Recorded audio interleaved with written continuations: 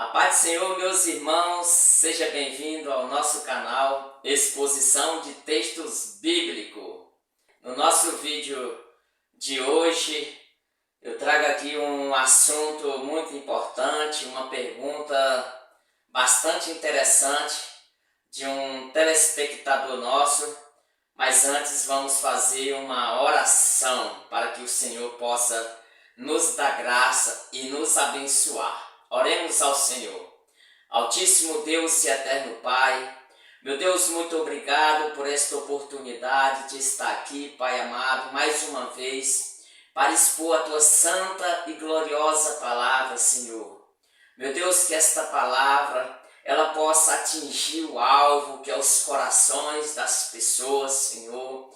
Que esta palavra, Senhor, ela venha falar a cada ouvinte, Pai amado, que irá nos ouvir através do YouTube, através de qualquer outro meio, Pai querido, Pai amado. Em nome de Jesus Cristo, nesta hora eu te peço para a glória do teu santo e excelso nome. Amém. Amém, meus queridos. Então, como disse, eu trago hoje uma pergunta bastante interessante de um telespectador nosso que me fez a seguinte pergunta: Irmão Francisco, o que nos prova que Jesus está perto de voltar? E eu achei essa pergunta bastante interessante, bastante relevante, para que nós possamos trazer aqui no nosso canal Exposição de Textos Bíblicos. Amém? Mas para responder esta pergunta, eu gostaria de ler o texto base a qual eu vou estar respondendo esta pergunta. Amém? O texto fica em Lucas capítulo 21, versículo 29 a seguir, que diz: Ainda lhe propôs uma parábola, dizendo: Vede a figueira e todas as árvores. Quando vedes que a figueira começa a brotar, sabei que está próximo o verão. Assim também, quando virdes acontecer estas coisas, sabei que está próximo o reino de Deus. Amém? Este é o texto base a qual eu quero responder esta pergunta. Muito bem, irmãos. No livro de Mateus, capítulo 24, a partir do versículo 1, registra vários sinais que antecedem a volta de nosso Senhor Jesus Cristo. Existem vários. Reino contra reino, nação contra nação, pai contra filho, filho contra pai, guerras, terremotos em vários lugares. Ou seja, existe ali vários sinais que antecederiam a volta de Jesus Cristo. Mas nesse texto de Lucas, capítulo 21, versículo 29 a seguir, Jesus aqui ele deixa o maior sinal que antecede a sua vinda. Amém?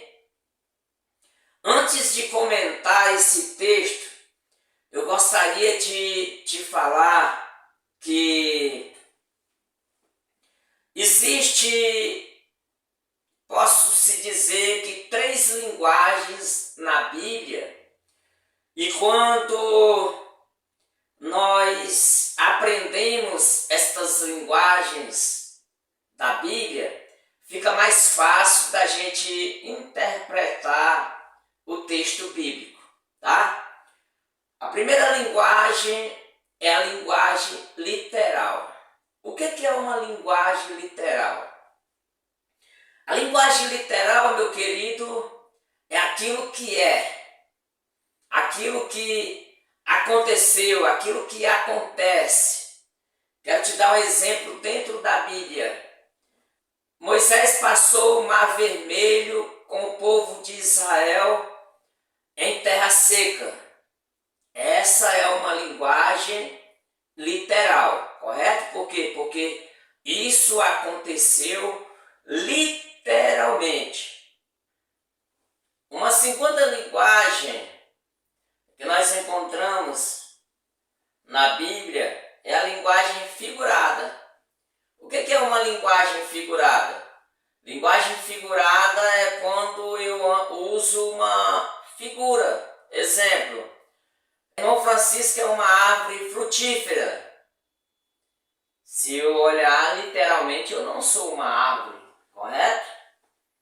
Eu estou usando uma linguagem figurada para dizer que eu sou uma árvore frutífera, ou seja, eu sou uma árvore que dá fruto. Isso no sentido figurado. Amém? Então, uma outra linguagem que nós encontramos na Bíblia é a linguagem simbólica.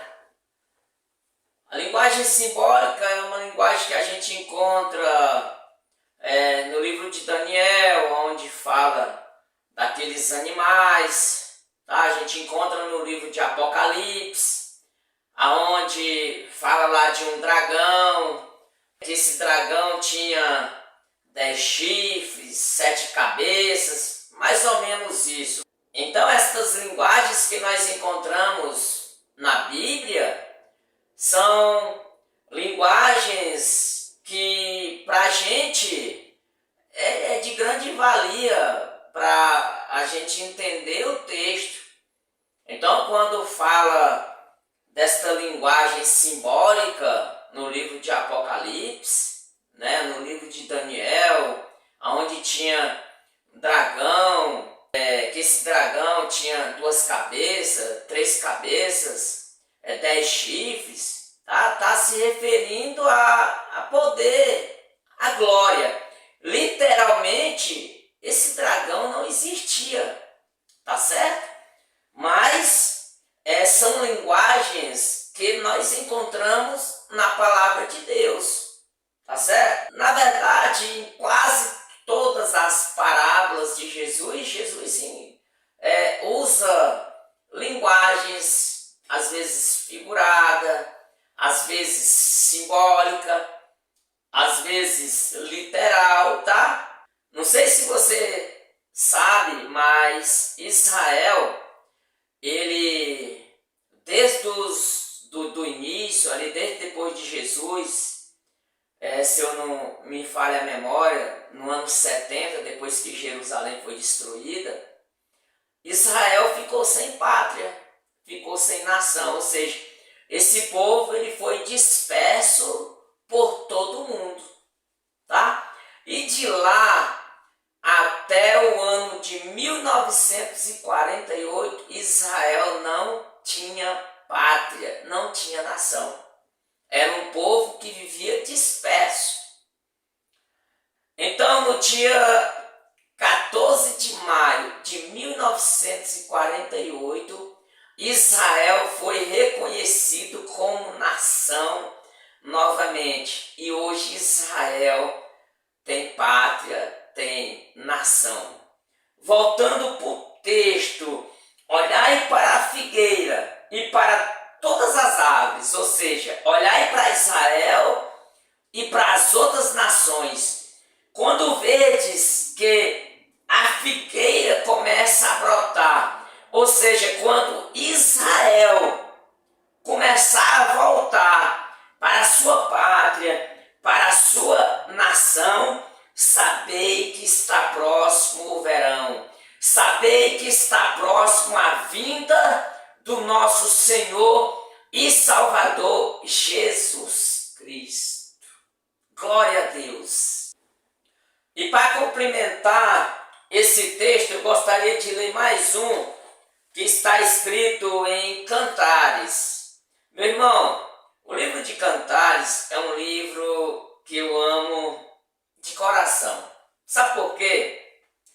Porque em Cantares nós vemos o amor de Salomão para com a Sulamita. Certo? O livro conta todo esse amor, todo esse romance. Tá bom? E no sentido espiritual, este livro fala do amor de Deus para com Israel. E no sentido tipológico, este livro fala do amor de Cristo para com a sua igreja. Louvado seja o nome do Senhor. E o texto que eu quero ler para complementar o que eu estava lendo em Lucas capítulo 21, a partir do versículo 29, está escrito em Cantares capítulo 2, versículo 13, que diz: a figueira já deu seus figos. Quem é a figueira aqui?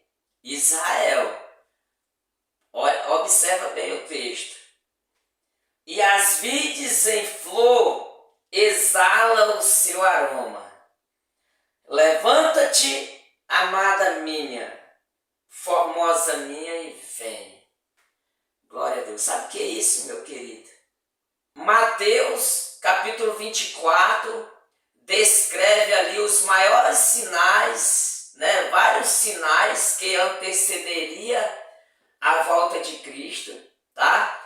Mas Jesus deixou escrito o maior sinal que antecederia a sua volta, que era a figueira, que era Israel voltar para a sua pátria, que era Israel ser reconhecido como nação novamente. E no texto aqui, a figueira já deu seus figos, as vides em flor exala o seu aroma. Levanta-te, amada minha, formosa minha, e vem. Sabe o que é isso? É Jesus Cristo dizendo: levanta-te, amada minha. Quem é a amada de Jesus, meu irmão? A igreja. Lembra que eu falei que este livro de Cantares, ele fala do amor de Salomão para com a Sulamita, ele fala do amor de Deus para com Israel, e ele também fala do amor de Jesus para com a sua igreja. Então é exatamente isso que Jesus está falando aqui. A figueira já deu seus figos, ou seja, Israel já voltou para a sua nação. E as vides em flor exala o seu aroma, ou seja, Jesus já sente o cheiro da igreja. Jesus já sente o aroma. A igreja, ela já está exalando nas narinas de Deus. Levanta-te, amada minha, formosa minha, e vem. Louvado seja o nome do Senhor. Oh, meu irmão, que nós possamos estar preparados, que nós possamos estar pronto para este encontro glorioso, para este encontro maravilhoso. Que nós possamos a cada dia nos preparar cada vez mais.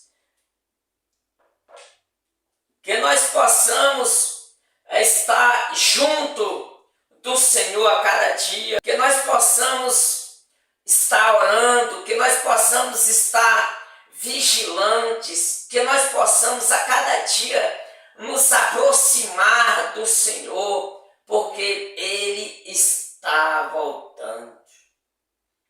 Meu irmão, eu não quero ser pego de surpresa. Marcos falou: o que eu digo a todos, vigiai. Então que nós possamos estar vigilantes, que nós possamos estar a cada dia seguro nas mãos do Senhor, que possamos rejeitar tudo que o mundo nos oferece e que possamos abraçar o Senhor, que possamos abraçar o Espírito Santo de Deus a cada dia. Tessalonicenses, capítulo 4, versículo 17, versículo 16 a seguir, porquanto o mesmo Senhor, dada a palavra de ordem, ouvida a voz do arcanjo, ressoada a trombeta de Deus, descerá dos céus, e os mortos em Cristo ressuscitarão primeiro. Depois nós, os vivos que ficarmos, seremos arrebatados juntamente com Ele entre nuvem para o encontro do Senhor nos ares. Assim estaremos para sempre com o Senhor. Consolai-vos uns aos outros com estas palavras.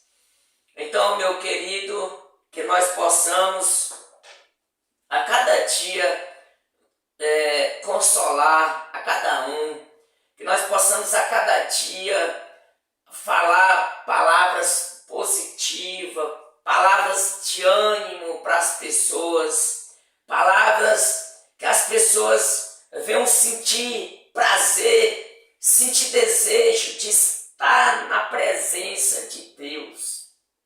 Glórias a Deus. Oh, meu irmão, é muito difícil, será muito difícil para aqueles que ficarem. Será um dia de muita angústia. Aqueles que conhecem a palavra de Deus. Serão dias de desespero para aqueles que ouviram o que eu estou expondo neste momento. Serão dias de terror para aqueles que provaram do Espírito Santo. Eu tenho certeza que você não quer ser pego de surpresa neste dia. Então que possamos estar firmes com o Senhor, que possamos estar vigilantes na presença de Deus, que possamos estar pronto para este encontro, porque eu digo uma coisa, isso não é uma história, isto é real. Este encontro vai ser real. E se eu e você quisermos nos encontrar com o Senhor, que possamos estar preparados. Amém? Que Deus em Cristo te abençoe. Que Deus em Cristo continue nos abençoando para a sua glória, em nome de Jesus. E eu te agradeço por ficar comigo até aqui, tá certo? Então, muito obrigado e que Deus te abençoe. Amém.